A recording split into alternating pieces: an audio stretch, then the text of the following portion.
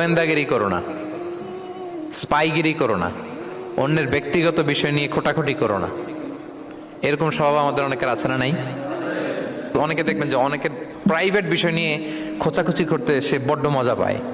দুঃখের আধার শেষে আলোর প্রভাত হাসে, হতাশার কালো মেঘে যায় গো ভেসে, হতাশার কালো মেঘে যায় গো ভেসে।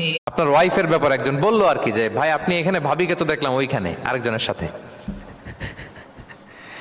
আপনি এসেই আপনার স্ত্রীর উপর চড়াও অথবা গায়ে হাত তুললেন, তো হতে পারে যে ওই ওই ভদ্রলোক অন্য কোনো মহিলাকে দেখেছে। কিন্তু আমরা একদল আছে শুধু সমালোচনা, ওর এই সমস্যা, ওর এইটা, ওর ওর মানে তার দায়িত্ব হচ্ছে সবার সমস্যা বের করা। এরকম দায়িত্বপ্রাপ্ত কিছু লোক আছে না নাই? না, এগুলো থেকে আমাদের বেরিয়ে আসতে হবে। অন্যের দোষ খোঁজা বাদ দিতে হবে, দোষ খুঁজলে নিজের দোষ